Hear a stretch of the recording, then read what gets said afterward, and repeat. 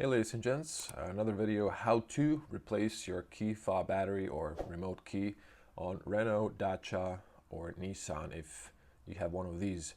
Now you can see the pictures here, so let's say this is the top.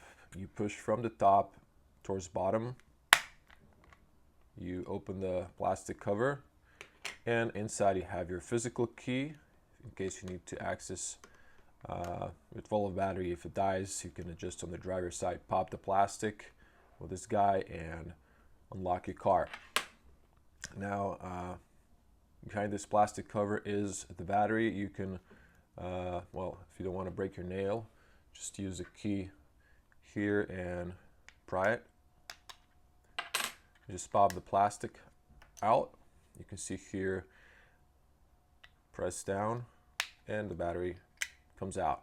So this is your battery, 2032.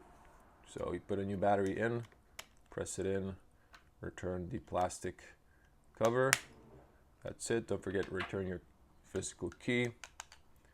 And so again, the pictures, you can see the picture. Inside is a diamond. It goes like that to the top. So you can see these little two guys go inside here. So it's very easy, straightforward. Put it back in and that's it. If you like this video, you know what to do.